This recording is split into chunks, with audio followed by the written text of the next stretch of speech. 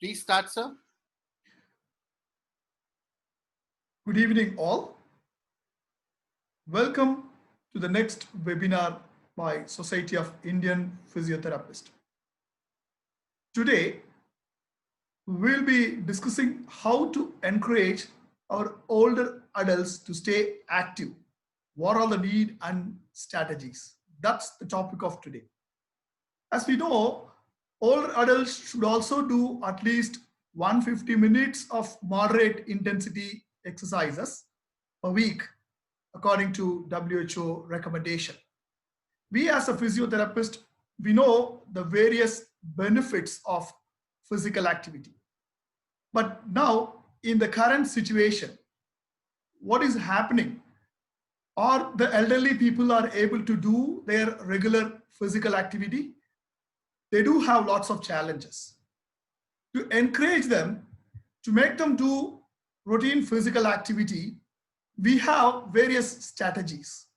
So that is important. It is important for the physiotherapist to reflect on these strategies and adapt some of the easy strategies. To walk through these strategies, we have two eminent physiotherapists today. They are very well experienced in geriatric care. They are going to share their experience to us through this webinar. For the first session, I would like to welcome our own Dr. Aarti Prasad. She has more than 35 years of experience as a clinical therapist. She's very well known across the country for her various programs she conducted, especially on resistive band training and the taping technique. She also has a special interest in musculoskeletal physiotherapy and geriatric physiotherapy. She's a clinical physiotherapist from Bangalore. She won Best Physiotherapist Award by Rotary Club of Bangalore. So she has been a speaker for various national and international conferences. So without background, without making much delay, I'd like to welcome Dr. Aarti Prasad to share her expertise, how we can engage our elderly people in physical activity. Over to you, Dr. Aarti Prasad.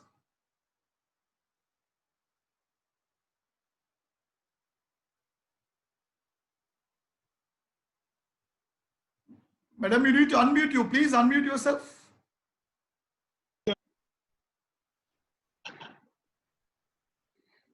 Yes. Good evening, everyone. Thank you for attending this webinar on older adults. And thank you so much, Dr. Narasimhan, for those kind words and talking about the elderly also. The circumstances that we are living in right now is the elderly have to stay at home, but how are they going to stay active? Most importantly, why do they need to stay active? And what is the need to stay active? And some of the strategies, that's what we are really going to look at today.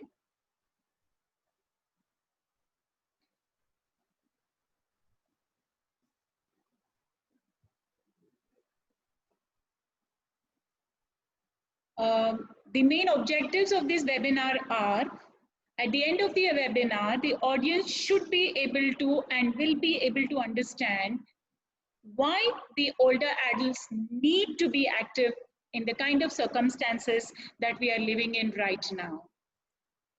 What are the safe guidelines that are available, and what are the effective exercises that they need to do at home? Given the lockdown, given all this environment that we are staying in, we are going to make appropriate modifications. How to make appropriate modifications, how to assess the patient without touching them, and how are we going to manage the strategies that we are going to put forward to the patient. Most importantly, the current hot topic that is available in our circles now is telephysiotherapy. So we are also going to talk a lot about telephysiotherapy, how to use it, what are the advantages of telephysiotherapy, and what are the drawbacks. Nitesh, can I have the video, please? I have put up a video of one of my patients. This is with kind permission she has granted me. This lady came to me immediately after the lockdown was opened up, and all of y'all can see how she's walking. This was after about the third session of physiotherapy, which we did not call her consecutively. But believe me, she sat the first day she came to me, she cried. She had only one thing to tell me. She said, I am unable to walk.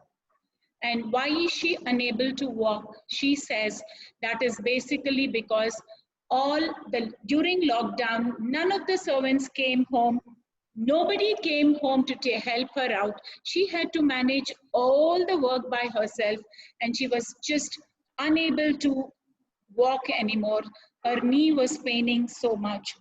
This is one of the examples of an older adult who is staying at home during lockdown, plus at the same time, older adult who is staying at home into just not able to do their normal activities.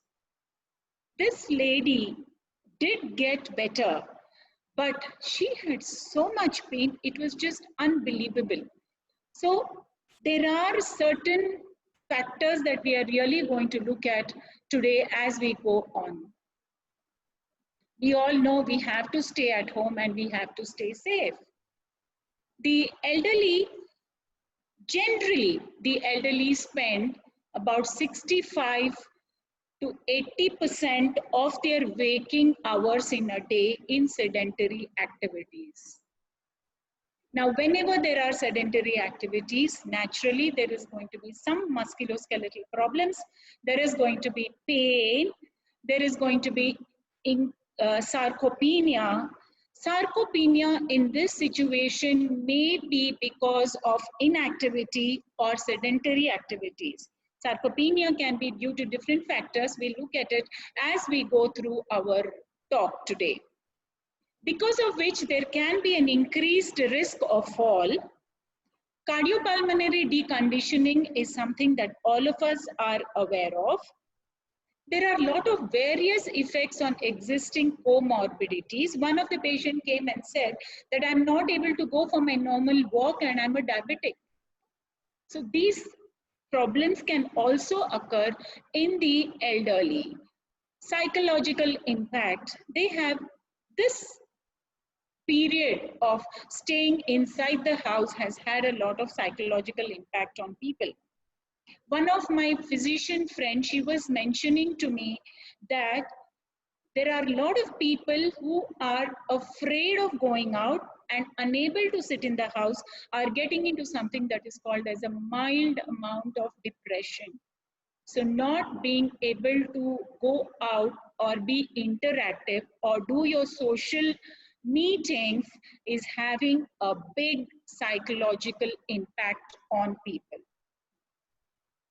What we are really going to address today is why should the older adults be active in the given circumstances? Reduced immunity is one of the important reasons. So let's go ahead and see how there is reduced immunity. We talked about sarcopenia. We know that sarcopenia can occur because of inflammation, mitochondrial dysfunction. We're really not going to go into the details. What we are really addressing is sedentary lifestyle. 3 to 5% of the muscle is lost in every decade as we grow older. And by the time we cross 60 years, it increases to 15% per decade. And it is accelerated by reduced mobility and inactivity. That is a huge percentage. We can really lose a lot of muscle in this situation. This is a very, very interesting article that we have put up, which is about coupling age immunity with a sedentary lifestyle. We are looking at IRP, and IRP is immune risk profile. Sorry. What is the immune risk profile? It is the immunological parameters in the older adults which predict morbidity and mortality of the older adult. Now, in this slide, you can very, very clearly see what is the demarcation. The IRP category has the T cell markers and functions which have reduced activity, and the cytokine signaling which is also reduced. So the immune space of this is low. This is the IRP category, which is basically the picture as you advance in age. Now we want to convert this older adult into a non-IRP category by improving the cytokine signaling, by improving the T cells, the T cell markers more importantly. And I'm just going to talk a little further on about it. Remember, IRP is one of the markers that we really look at whenever there is a immunity involved in the patient. Now we all know this is an order which has been passed by the Ministry of Health, the CDC, and they have said because of the pandemic that is India undergoing and all over the world, in fact, the elderly people are at a greater risk and they should be staying at home as much as possible, especially elderly people who have a lot of comorbidities like diabetes and hypertension. So why is it that they have to stay at home? We have to remember that the SARS and the COVID virus has a tendency to get into the host through the target cells, which is through the angiotensin converting enzyme. And these enzymes are upped in individuals with diabetes and hypertension. So this is one of the reasons which the elderly should stay at home, because they become a very easy target for the virus. How are exercises and staying active going to help? So let's look at this. This was a very interesting article which came out on May 20th in this Cell, and this is by Dr. Michael Snyder.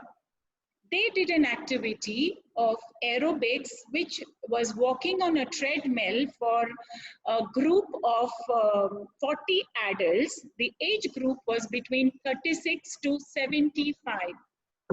And they tested the blood samples before they did the activity and after they did the activity.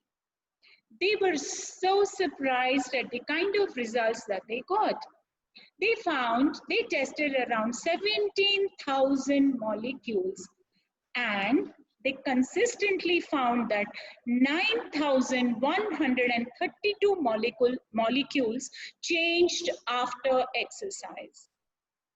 Now, you can imagine that there is so much of a change that occurs because of exercise, and that too such a short-term exercise of 9 minutes. So we really need to look at how to improve the older adults by exercise. The other thing that they found was the inflammatory cells suddenly gushed in, and after some time, after the person rested, the inflammatory cells reduced and it converted itself into anti-inflammatory cells. So this is one of the important pointer towards exercise. Now this is one of my favorite slides in the whole talk, because what is the link between the defense system and the physical activity? How is physical activity regulating the immune system and delaying the onset of immunosenescence? There was another study which was conducted. It was immediately taken, the samples were taken as soon as the vaccination was given, and then the patient was exercised. And they found there was an enhanced response of the vaccination. That means with exercise, the vaccination was much better. The response was much better. So this is one point for exercises. The other important thing is the T cells, the number of exhausted T cells. We all are aware of the fact that as we grow older, the T cells, the number of T cells comes down. With exercise, it has shown that the number of cells does not reduce as much. There is an increased T cell proliferative capacity with exercises. The other important thing is the inflammatory cytokines. These inflammatory cytokines, the levels have come down post-exercise. We all are aware of the neutrophil phagocytic activity. It also increases. So if you're attacked by any bacteria or virus, there is an immediate fight. The patient is able to have a good immunity towards whatever activities are occurring. Now we are looking at greater NK cell activity, cytotoxic activity. What is an NK cell? An NK cell are the natural killers inside the body. And these natural killers go towards any virus that attacks us, any cell of the virus or a tumor, and immediately kills them. And this killing is mediated through the cytogenic molecules. So these are some of the important things that really occurs as we exercise, and this gives a big boost to our immunity. And the most important is the longer leukocyte telomere length. We all are aware of a telomere. It's a distinctive structure which is found in our chromosomes. And the telomere length is a marker of the biological age. The shorter mean leukocyte telomere length is associated with increased risk of cardiovascular disease. Now, these become shorter as we grow older, but there is enough studies to show that exercise brings in an increased leukocyte telomere length, and that is how your immunity really improves. So these are some of the factors that we have put together to say that there is the body's defense mechanism definitely improves with physical activity. There is a definite correlation that is happening there. So in this scenario where you stay at home and the oldest adult is staying at home, we really need to look at exercising to be very safe and also at the same time in a very effective manner. Now, and that is what Sundar is going to enlighten us about. Over to you, Sundar. Thank you, ma'am. I think it was very nicely put. Though we both are speaking using the same presentation, but we are trying to adhere to the required guidelines, not just because we wanted to follow the guidelines, but we also value the guidelines that has been proposed. As Aarti ma'am put forward the importance of exercise, we see a kind of a conundrum or an oxymoron over here. We are saying that senior citizens, older adults should be exercising because exercise offers a lot of benefits. And we're also telling them that they should not go out. So we are getting into a mix where we need to look at alternative options that can probably help them to exercise. And hence this component where I would be addressing about safely exercising at home, and more importantly, in an effective manner as well. So I'm going to be covering that in about a few slides. For the want of time, I will try to keep my speed a little high. In case if I'm faster, I would request the moderators to keep me updated. I will slow my speed according to that. Okay. Now, when you look at this thing, these pictures are actually from newspaper reports that came in after Bangalore started opening up. You do observe that senior citizens are available on the roads, and then we also have crowds coming in. And then we are clear that the required physical distancing norms are being maintained.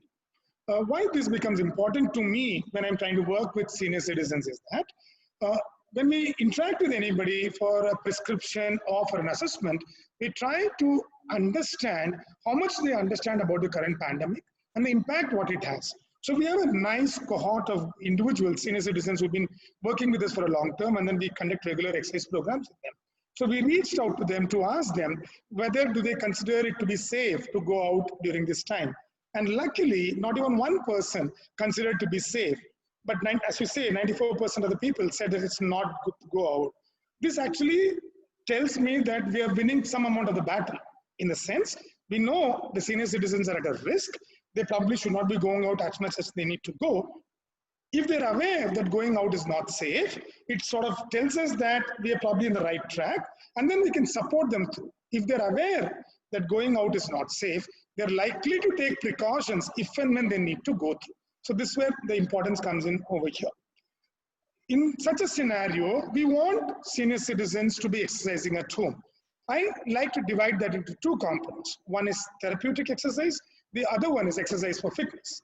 In this next few slides, I would be highlighting about exercise for fitness. And in the next component, Aarti ma'am would be highlighting about therapeutic exercise. We have another few slides going on over there. Now, the previous presentation highlighted the importance of exercise overall in terms of fitness, both for cardiorespiratory functions, immunity, muscle mass, and they all gear towards exercise for fitness. Now, this lockdown or the restricted mobility has given people a lot of time. So we even would have read somewhere that you've not used this lockdown well if you've not learned a new skill, you've not got into an exercise habit. We've seen a lot of forwards like this. As a consequence of that, people's exercise habits have changed. And I look at it as 5 kinds of exercises. Okay. This again, we picked it up in the survey, what we did with our groups. So we look at about 5 kinds of people. Those who are not exercising before and not exercising now. Those who have started exercising now. Those who are doing their exercises before. Somebody whose exercise levels have reduced. In the last category, who's exercising more than before. Now, what is happening in this scenario? We would like people to exercise, we would want to encourage them. But over here, when I'm speaking about guidelines for safe exercising at home, I'm concerned about 2 groups of people. One who started exercising now, and the others who are exercising more than before. We have come across individuals who probably have been doing regular walks, but because they have a reasonable amount of a time at home and stay active, they probably take the guidance a little more seriously and start doing more than what they probably need to be doing. So these are the kind of people we need to recognize. The reason I'm putting this slide out over here is, I'm aware we also have senior citizens and other volunteer groups who are part of this webinar, who are attending as participants in this webinar. I think it applies to both the groups of professionals who would be prescribing exercises, as well as to individuals who, as senior citizens, would be using these guidelines. So these are generic guidelines applicable to all. So when you start looking at exercising, you need to recognize in which category do you belong to, and that will guide you to the next steps what you need to follow. Okay. Like they say, any good thing comes with some bad things as well, right? And in Tamil, there's a saying that alavukku minjinal amridhamum nanji. It translates into, even if it's a amrit, if it exceeds that level, it becomes poison, right? So even exercise, if you do not do it in an appropriate manner, or if you overdo it, it can cause concerns for you. What are the concerns I'm worried about over here? I'm looking at 2 kinds of concerns. One is pain, and the next is adverse events. When we exercise ourselves, when our body is not conditioned, we're likely to develop more amount of a pain. That's quite common and understandable. And the next thing is adverse events. When I say adverse events, there's a whole gamut of adverse events. It can include injuries, it can include falls. For example, if you're doing a balance exercise and then you don't take adequate safety precautions, it's possible that you may actually fall down. So those are the things what we need to be careful about. Even more importantly, in our country, and that's what we have seen from our surveys, as well as from the reports what we see with our patients regularly, in the individuals whom we see in our hospital and in clinics, more than 50% of the individuals have pre-existing comorbidities, primarily hypertension and diabetes. When individuals with hypertension and diabetes who are not used to exercise or who exercise beyond their recommended levels, the chances of developing adverse events like a cardiac event increase. Address these concerns. Okay. How do we address these concerns? The professional group does not need to look far behind. They just need to look at the ACSM guidelines, which is wonderfully looked at. It looked at people in two categories. People who participate in regular exercise, people who do not participate in regular exercise. That's two classifications. Next, what we are looking at it is whether you have existing comorbidities. In this context, there could be many health concerns, but with regard to safety of exercise, we are looking at a few health conditions: cardiac diseases, respiratory problems, diabetes, kidney problems, vascular problems. If you have diseases like this or not, so when you take a paper, look at three checklists, okay? Number one, whether you have been exercising regularly or not, number one. Number two, whether you have existing health conditions or the 5 varieties I said. Number three, whether you have symptoms of any of those diseases or not. When I say symptoms, what we mean, you develop chest pain, you start feeling dizzy while exercising, you probably have something we call syncope, when you suddenly knock out kind of a thing, you feel breathless, you probably feel a lot of edema, swelling coming on in your pain, excessive fatigue. All these can be symptoms that needs to be warranted. So I'm repeating what I said. We are looking at three factors. One, whether you've been exercising or not. Number two, whether you have comorbidities. Number three, whether you have symptoms. If you know these three factors, based on these three factors, you can know what levels of exercise you can do. First slide is speaking about individuals who've been exercising regularly. Individuals who've been exercising regularly, who do, as you see on the first slide, who do not have any of those comorbidities and who do not have any signs and symptoms, they can straight away start exercising at light to moderate intensity. In my next slides, I will be speaking about what do we mean by light to moderate intensities. You can straight away start that, you're quite comfortable. And you can always re-evaluate yourself and see whether you're developing any symptoms with exercise or not. If you do not have any comorbidities, if you do not have symptoms, if you've been exercising regularly, you can straight away go ahead and exercise. The next category, and that was the most common category, you've been exercising regularly, you have known comorbidities, but you're asymptomatic. Even in that situation, what we need to look at is like you see, if you are probably doing exercises, we need to be a little bit careful about it, okay? Because if the exercise triggers a concern, we need to follow that path. I'm sorry I missed out one thing. This is the first slide is about people who do not exercise regularly. Okay, so if you've not been exercising regularly, but you have comorbidities, like in the previous slide, I showed this concern. This example, the first individual who's not been exercising before, but starting to exercise now. But in case these individuals have comorbidities and they are asymptomatic, it's better they take medical clearance before starting exercise. And if you have comorbidities or if you have signs and symptoms, straight away you need medical clearance before exercise. Medical clearance does not mean you have to go for a treadmill test or a complicated test. You need to have a consultation with a competent physician who will look at your medical status and advise you based on it. The next is people who exercise regularly. If you compare with this, over here, people who do not have comorbidities and no signs and symptoms, they can straight away exercise. People who have comorbidities but have symptoms, asymptomatic, they need medical clearance. And of course, people who have symptoms should need medical clearance. In the next category, when people are exercising regularly, that means even before this lockdown or anything happened, if people have been exercising before, then they're a little bit better. What happens if they have no comorbidities or any diseases, no signs and symptoms, they can straight away start exercising. If they have known health conditions, but asymptomatic, they can start with, or they can continue doing their moderate intensity exercise. But if they want to step up the exercise, like what you saw in over here, I'm exercising more than before, these kind of individuals, if they have known comorbidities, they should seek medical clearance before they step up their exercise. And the last one, of course, they have signs and symptoms, they need medical clearance. Okay.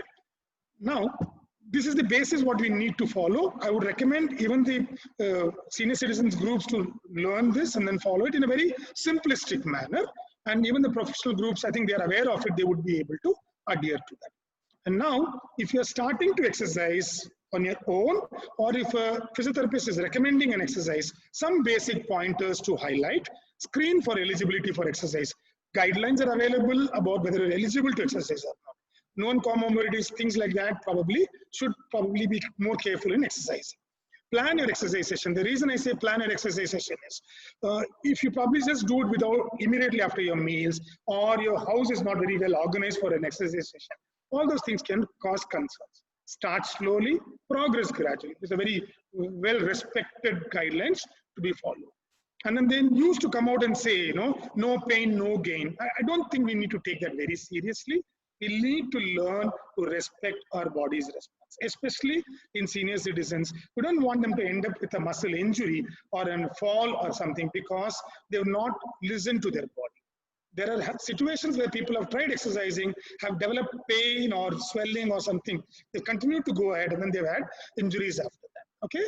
And remember, you're doing exercise to make it as an enjoyable experience. It's not a punishment for you. So do something that you actually like doing. As I've written in the first slide, do where you are, use what you have, and do what you can. And of course, follow your medication regime, eat well, and hydrate yourself. Okay? What and how much to do? This is medical information most of the therapists would straight away be aware of. We normally speak about 4 kinds of an exercise program: cardiovascular, strength training, flexibility, and balance. This is what is normally recommended. But in our center, and as well as in Aarti Ma'am Center, we always use cognitive training as part of our program. We believe that when we speak about cognitive training, it's sort of people enjoy doing that. And beyond that, it also offers benefit in terms of their memory and cognitive functions. The guidelines, when you say aerobic exercise, as Professor Narasimhan highlighted in the beginning, the recommendation is 150 minutes per week. When you're at home, no monitoring. How do we know? Simple thing, use something called as a talk test. If you're able to talk comfortably, you're just slightly out of breath, but you're able to make a conversation while exercising, it indicates that you're at a moderate intensity. In other terms, on a scale of 0 to 10, 0 is no physical exertion, 10 is maximum exertion. If you rate your level of exertion, if it's between 4 and 6 or 5 and 6, it could be considered as moderate intensity. For beginners, I recommend to start with 3 to 4 and then gradually move to 5 to 6. Okay, that would be considering as moderate intensity. Though guidelines recommends about vigorous intensity exercise, we normally refrain from doing or asking people to do vigorous intensity exercise unless and until we know the individual well and we have done our evaluations, because the risk of adverse events with vigorous intensity exercise is more. Resistance training, we have some pictures that highlights about how we do resistance training. The recommendation is minimum of 2 days per week for major muscle groups. We can combine that with activities that actually uses all the muscles and then do it. And again, on an exertional level, it will be on a scale of 5 to 6. Flexibility, 2 days a week. Balance, probably look at doing about 3 to 4 days a week or 2 to 3 days a week. Look at it in a progressive manner that you start challenging yourself using the basic physics principles like reducing your center of gravity, increasing your reducing your base of support, increasing the challenges and aspects like that. Okay. And here are a couple of pictures what we have shown from our volunteers who have been doing exercises at home, and they kindly cooperated for us to do a patient education manual. Some simple exercises are there. This session is not designed to display all the exercises or training how to do exercises. A lot of resources are available that can be shared, but this is to give an overview. As you see, the husband and wife doing it together. If you see one gentleman is doing with a dumbbell, and then the gentleman is doing with the lady is doing with a water bottle. So we can play around with what we have and then work on with that. Okay, this is about general fitness. Now, when you come to therapeutic exercises, I would hand over to Aarti ma'am with her vast clinical experience. She would highlight that to you better. Thank you, Sundar. That was very nice, the way you spoke about everything. Very interesting, and you put it very precisely. So now we are really given the present scenario that is available to us. These are unusual times in which we have started practicing again. And all the private practitioners are slowly started opening up their clinics, especially in Bangalore. They have started movement. So how are we going to use assessment? How are we going to assess the patient? How are we going to manage? And what are the strategies that we are really going to follow? So there are going to be some safety precautions which are of utmost importance. And we are just going to look at modified assessment approaches. It's like saying, trying to maintain business as usual. That was a very interesting statement that I read. It's literally coming back to business again. Modifications to treatment approaches. So we'll all just look at how we are going to modify the treatment approaches that are already available to us and already we have been practicing. We have to modify them in the present times. And improving self-efficacy, the different strategies to monitor ourselves. Now, this is the mantra that we are really going to look at. Use of technology. This is the oft talked expression now. Telephysiotherapy is coming in a big way. And however, what are the advantages? What are the drawbacks? We'll all look at it. We have to remember one thing. For any given case, the appropriate PPE has to be used. It's very important.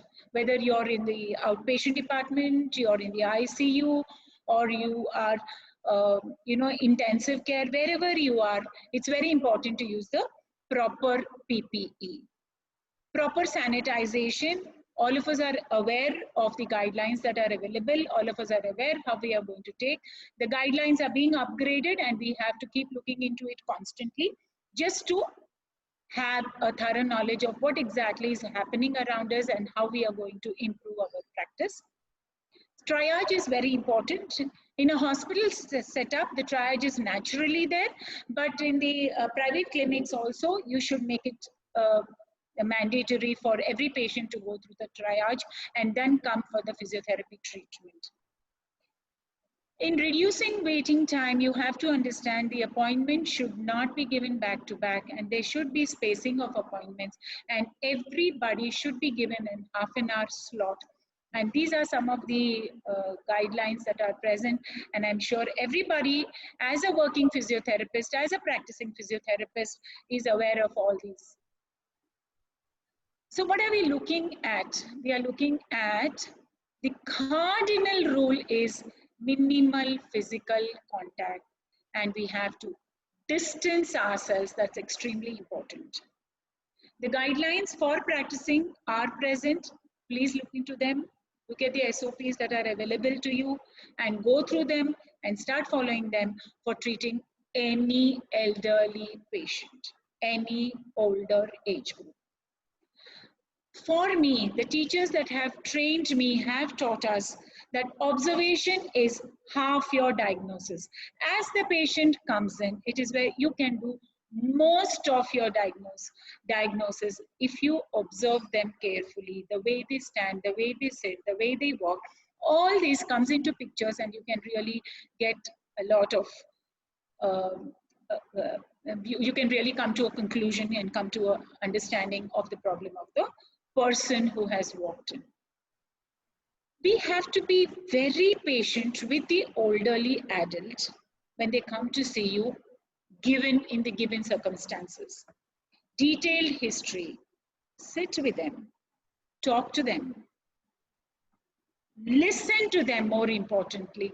And I think all of physiotherapists, as of now, we have to really give time to each patient and we have to listen carefully to understand the problem. And empathize with the patient, that is of extreme importance. So to a great extent, we have to remodel ourselves to change the way we are practicing, especially in the given scenario, and also when we are looking at an older patient. So listen more and provide more comfort is the mantra for today. Now, how are we going to do the management? How are we going to manage the patients? Again, it's the same cardinal rule. Minimal physical contact and maintain social distancing, as it is called. Utilize all the time that is possible. Look at the patient and try to sit with the patient and educate with the patient. If you have any photographs, if you have any pamphlets, we can always talk to the patient, show it to them, and educate them properly. Look at the needs, look at the situation. I had a patient who had come to me, and she came in severe pain. And she walked in, and she was limping as she walked in. And she came to me. She said, I'm in so much agony, I'm not able to walk properly, I'm not able to do anything. I talked to her. I made her bend her knee. I did not touch, I maintained a distance, and I just asked her to move the leg. I advised her and I told her, since there is not too much of an inflammation, that she need not worry about. So I spent about a good half an hour just talking to her, reassuring her, and telling her that there is not a serious problem that is happening inside the knee joint. Because as soon as I finished talking, as soon as she moved the leg, she started walking in a much better fashion. So, and she was falling into this elderly age group. So I had decided that I'm not going to call her every day. Maybe talk to her over the telephone, understand her problem, give her a lot of reassurance. And I think just tell her to take some cold pack or an ice pack, given the situation that the patient needed, according to that, and send the patient home. So you really have to understand in what kind of a situation you are, and then let the patient, treat the patient according to that. So there are optimal opportunities that are available as evidence, and we really need to look into it. So let's look into this evidence that is available, that is there. So this is just a 9-question tool. And this 9-question tool, give it to the patient, and the patient can answer it by himself. It's just a 9-question tool. These are very, very simple questions. When did the pain start? Did you bend forward? Things like that, very simple. The patient can answer all the questions, and this tool, then looking at the answers, looking at the scoring, you can understand whether the patient is at a low risk, at a medium risk, and a high risk. So according to that, you decide whether the patient needs to come to you regularly or need not come at all. You can just give advice as the patient sees you and continue the advice further on over a telephone. Or the patient is at a medium risk. If it's a patient is at a medium risk, then the patient, you can call them maybe twice a week and things like that. And if it's a high risk, you decide how you're going to tackle the patient's problem. So these protocols are already there. These are evidence-based protocols which are being tested in NHS in United Kingdom, and they are slowly spreading to Brazil also. They are being used even in tertiary primary care health centers in Brazil. And so I think we as physiotherapists have to slowly change, remodel our practices, especially in the case of older adults. We are trying to distance ourselves. We are looking at safety procedures. We are maintaining the distance and trying to incorporate certain screening tools in order to make the patient, so that the patient need not come to us on a regular basis. So these have been recommended in recent guidelines. This was done specially for low back pain. Now what is the self-efficacy, self-monitoring? Now there was a study that was done. The study showed they did an exercise program for a group of people who had a lot of self-efficacy, and versus a group which did resistance training. Now the people who continued to the exercise were the people who had a lot of self-efficacy. So this is very important as physiotherapists to imbibe it in the patient. You can put it into the patient and tell them, it is how you approach the patient, it is how you talk to the patient and you imbibe a lot of confidence in the patient by talking to the patient and looking after them just by the conversation that you have. You can use various resources to imbibe confidence into them. There are a lot of strategies that are available. Now we are really scaling up with telephysiotherapy services. These opportunities, according to me, are not being used properly. And Sundar is here to really talk to us because he has been using extensively. I did use it on a couple of patients, conversing with them, trying to teach the patient. So Sundar is really going to show us where telephysiotherapy is heading. Thank you, ma'am.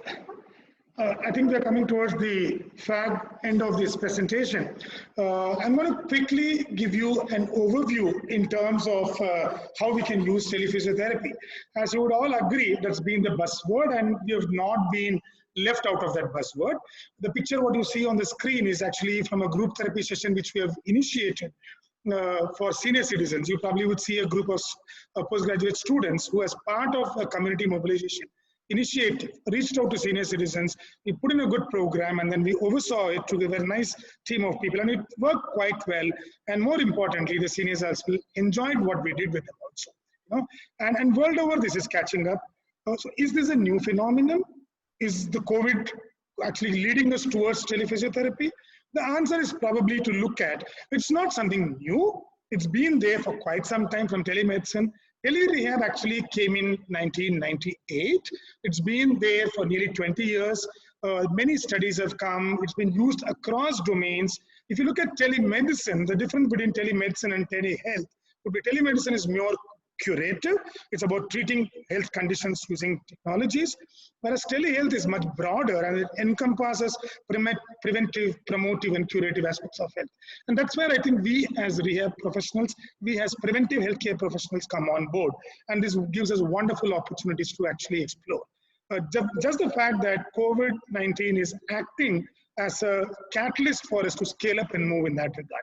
And it's not only in terms of current times. If you look at the previous literature within physiotherapy, what I put in over here is actually a compilation from an editorial in Journal of Physiotherapy.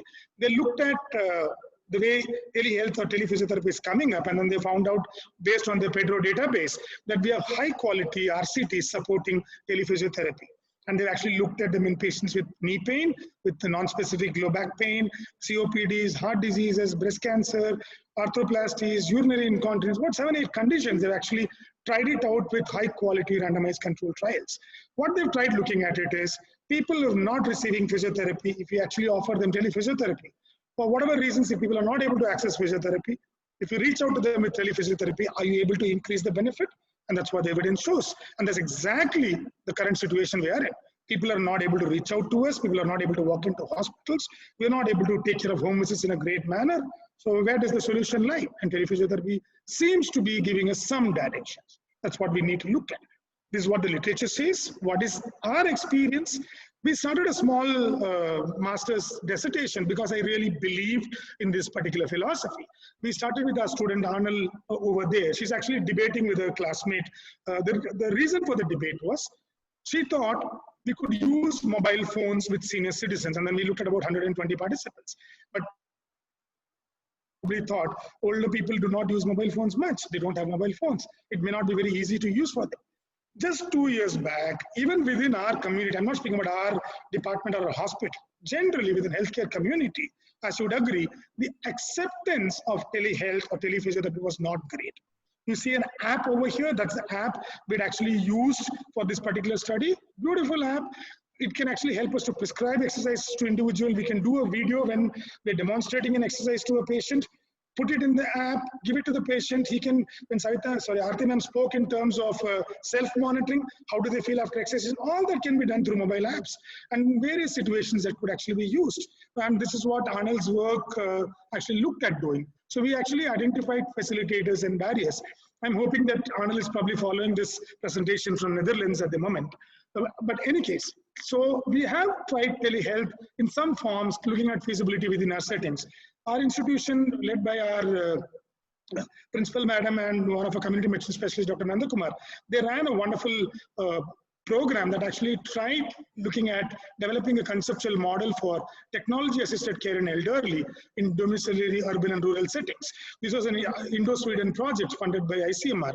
They developed something called as a hub and spoke model. The Ramaya Institute became the hub, and then we had an urban spoke and a rural spoke. So we had people at different skill levels being manning that centers. The consultants, as you see over there at the periphery or the main centers, patients come in over there. There's a beautiful mechanism established, and we've actually tried this about 2 years back. The study got over last year. So it is something that has been there. We hope this COVID-19 would help us to jumpstart or leapfrog towards utilizing rehab or telephysiotherapy towards its fullest potential. So is this becoming like a great solution we'll immediately be able to take over? Probably not. Barriers do exist. And this is what I'm putting in over here is from the slide, from the work what Arnold had done with us. We did identify, especially within the context of older adults, we realized that about 57% of the senior citizens did not have an Android phone. This was 2.5 years back. But now I think with the mobile density increasing in our country, we're hoping that that has changed. We also had other difficulties in terms of them not being able to operate with various systems. Usage problems were there. So we did face concerns with using mobile phones. But the heartening news for me was when we wanted to conduct our group sessions, we reached out to one of our senior citizens groups manned by Dignity Foundation, which is an NGO based in Mumbai who support various senior citizens. When we asked them, can we actually offer them group exercises? What they told me actually surprised me. They said that they already been having Zoom meetings every day for their regular interactions, what they used to do physically. So senior citizens are probably adapting way beyond what we thought they probably are adapting. And we need to give them a fair chance to try it and try it in a manner where we understand the limitations, see what problems we have, and then work towards it. As I say, there are barriers. So when we go into telephysiotherapy or tele-rehab, there are tons of guidelines that have come in. Simplistically, you can just look at CSP, or you can look at Canadian Physiotherapy Association. We can look at, say, Australian Physiotherapy Association. And I'm hoping SAP will also come in with guidelines with consensus from physios in India to see how we can scale up telephysiotherapy services within our country. I've looked at the guidelines from Canada. It's beautiful. It does very clearly say that telephysiotherapy is not for all. So you need to take a call whether the patient or the individual whom you're working with would benefit from telephysiotherapy. You need to look at, in the two factors, what I told earlier, we look at general fitness, we look at therapeutic exercises. In both the regards, telephysiotherapy can be useful. We need to weigh the pros and cons. What we are running as a group exercise, the school health program, what is on one of the other slides, they're all part of general fitness programs. RTMM has been doing group sessions even before we started in our center in terms of telephysiotherapy. So we have a lot of experiences on that, But we need to evaluate the need to doing what we are doing it over there. The guidelines are listed out over there. You see that, is it appropriate for your client? You have the skill sets, whether you're providing information with appropriate evidence to that individual or not. So look at these factors and see whether it's appropriate or not before we scale up on that. I don't think this session will be sufficient to deal about in entirety. We're just hoping that this acts like a stimulus for people to start looking at that. When you do that, be aware that there are concerns and major concerns. There can be concerns with regard to privacy and with regard to ethical issues, okay? So please ensure you always have the consent from your patient or the clients whom you're working with, that they agree to be interviewed in a manner they're aware of what you are going to be doing, what you're going to be doing with the data. Your data is safe in a particular manner. Take consent for recording. Ensure that you put in a mechanism for data protection is there. And also be aware, doctor shopping is going to increase a lot because of telehealth or telemedicine. Usually people have to go from a clinic to clinic or a hospital to hospital to reach out to a physician. With a boom in telehealth, what people need to do is just pick up a call or join an app and then consult with different doctors. So this can cause a lot of conflicts. So we need to be aware of this fact towards telephysiotherapy and tele-rehab as well. I think with that, I'd like to conclude my talk, and I'll want Aarti ma'am to give in her remarks. We are open to questions. Yeah, thanks, Dr. Sundar and Aarti madam. It is very interesting, and the way you put it, it's very informative. I think our therapist will follow the thoughts. Before that, Sundar is very enthusiastic physiotherapist. You can see that I will be failing in my duty if I didn't introduce him. I'm supposed to introduce him. He is so enthusiastic in his session. He just came into the session. Dr. Sundar is physiotherapist with a PhD from Manipal. He is currently working as an assistant professor in the Department of Physiotherapy, MS Ramaya Medical College, Bangalore. Sundar developed a special interest in physical activity, and he has done lots of work in physical activity, especially community-based physical activity promotion. You could see from his presentation, he's so enthusiastic, and he's spreading the physical activity across the Indian physiotherapist.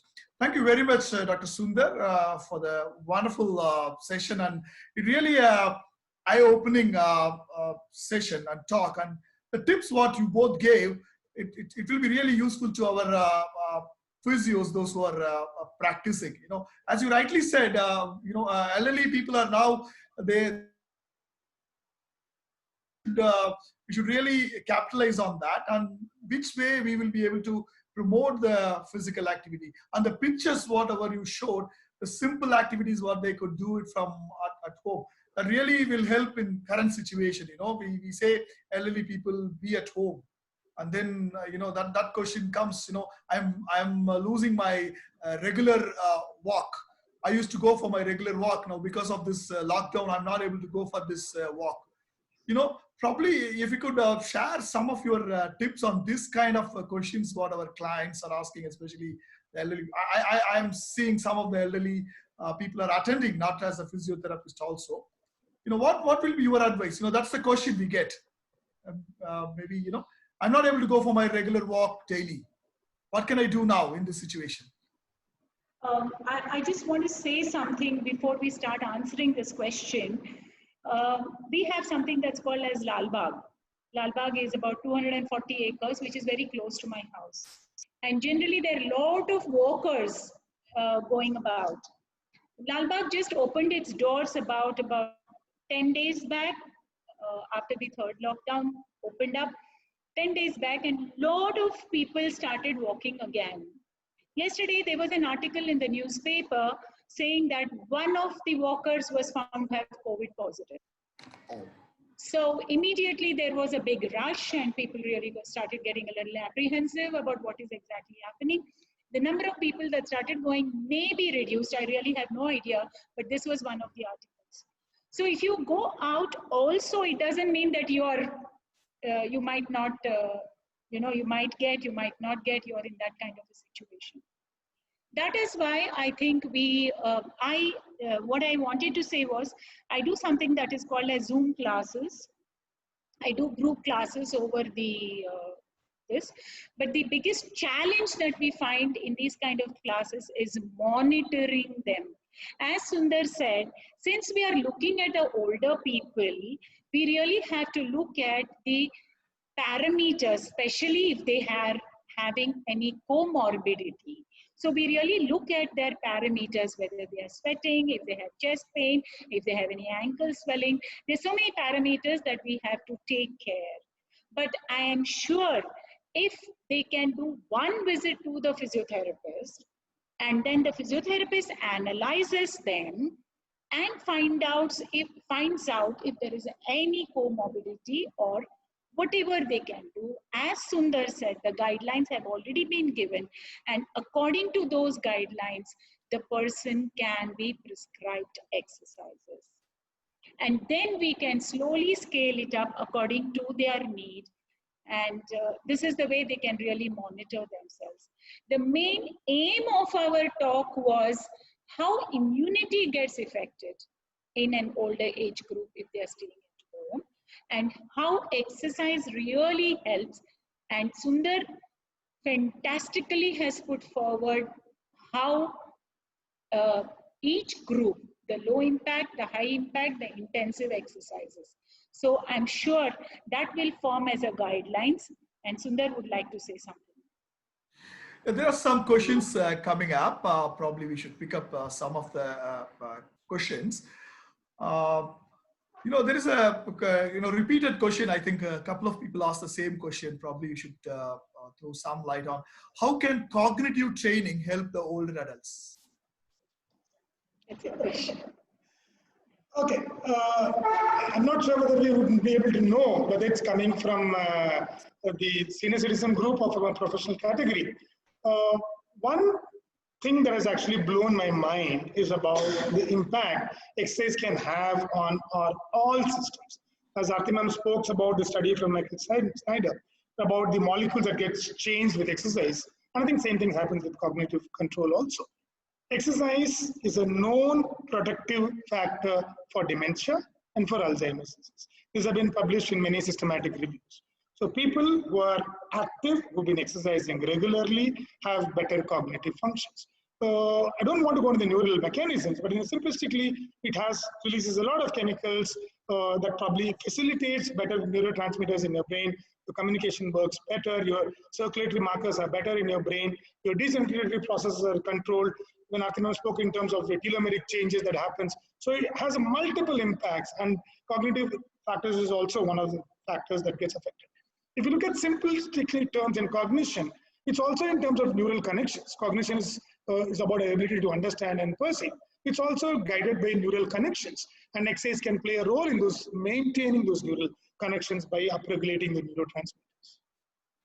There is another question from Aditya Dandekar. Is it okay to carry out weight training in gym for people above age of 65? I'm not a great proponent of asking senior citizens to go to gyms. Two reasons. Gyms are usually closed spaces. And there are two kinds of things. They're mostly in basements. Ventilation is pretty bad. And with so many people coming and sweating out, and I'm not sure how much is the hygiene realistically is getting maintained. And I don't know how feasible it is. So I'm not a great proponent of asking senior citizens to go to gym in current times. I would probably expect them to do it at homes following guidelines. Our philosophy has been this, do where you are, do with what you can, and do how you can do. Would like to add? Yeah. That's. Can I say something? Can I add something to that? Yes, madam. Please.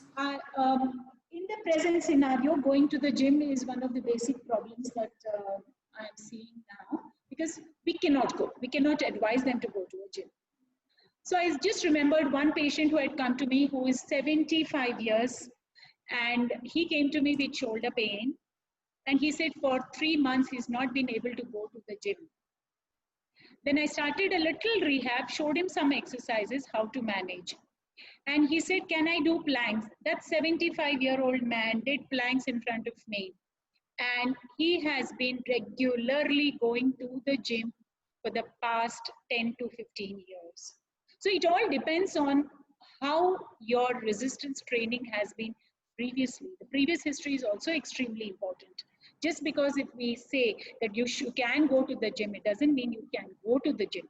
But it all depends on how you are. So that getting examined by the proper authority or the physiotherapist, I think is extremely important before you go to the gym. Can I just add a point to that question, if time permits? Yeah, if the person has weights and other exercise equipment with them, why would they even need to? So why would they even need to go to gym? They could do it at home. Yeah, that's a very interesting thought.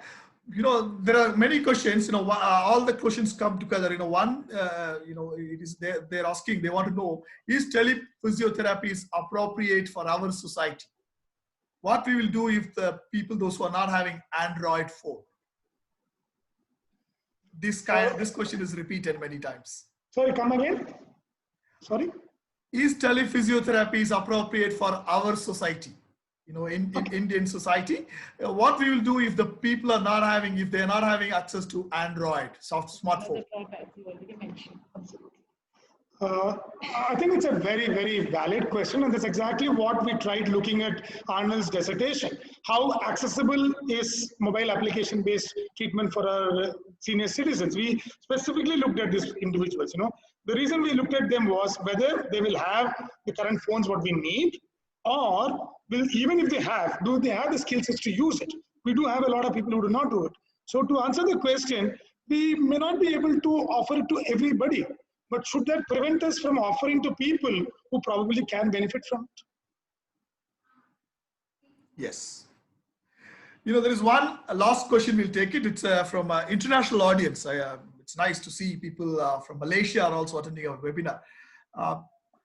From the view of telephysiotherapy exercises, what do you think about geriatric cases who are very tight and unable to do stretching on their own, and they are keen to do telephysio? What would you suggest? Your telephysiotherapy. I think that's a very practical question. We have experienced such scenarios in what we experience. If there is a relative or a caregiver with them at their home, our job becomes very easy. As Aarti ma'am actually highlighted, there's a lot of focus on improving self-efficacy. So we wouldn't straight away go in and show them an exercise. As the process what we explained, we probably would be doing a very good screening to see whether they're eligible to receive telephysiotherapy, or the objectives what they've listed, is that the right objective to be actually dealt with telephysiotherapy. So we will do our assessment framework, and based on that take a call, and based on individual scenarios, I'm sure we would be able to work around solutions. I wouldn't say that we'll have solutions in all situations, but in most situations, if we look around, we should be able to find solutions. But we need to evaluate that in detail to look at that. Yeah, definitely. Now it's starting telephysiotherapy, probably new to Asian countries. Probably we will have some kind of solution. So it was a very information. I wanted to, Sundar mentioned about the classes that I take. So every morning we continue doing the classes that I have been taking regularly, and this was for the age group of between 60 to 70, and they were just looking forward to it, So this is one of the other alternatives to the question that was asked previously. If you're analyzed by the proper authority, be it a physiotherapist or a medical practitioner, you can do these classes, so that instead of going outside and walking, which was the first question, you can do these kind of activities through telemedicine and telephysiotherapy or telezoom classes, whatever you want to call it. Yeah, to summarize, we all agree that physical activity is important. It was a wonderful session. Both of you gave your practical experience. That's what important, how you are putting evidence into practice. The research evidence, how you could translate into practice. It will be really useful for the physios and the people, those who watch this, and they will be able to put it together. As Sundar said, we should also have some kind of national guidelines. Probably it will take us to the next level. Thank you very much for the thought-provoking and wonderful session, Dr. Sundar and Dr. Aarti Madam. I also thank the participants for your patient attendance and the questions what you asked. It shows how you all are interested in attending this webinar. Hope you will take home message. Keep people active. We as a physiotherapist, we are the ambassador for promoting physical activity. We are the movement experts in the healthcare team. So physical activity and exercise are the mantra what physios should carry forward. So with that, we conclude this webinar. You will be able to see us in the next week with a new topic. And thank you very much. Thank you all. Stay home, stay safe. Thank you very much. Thank you. Thank you, Narasimhan. Thank you, Professor Narasimhan. Thank you, Dr. Nitesh. And thank you, partner.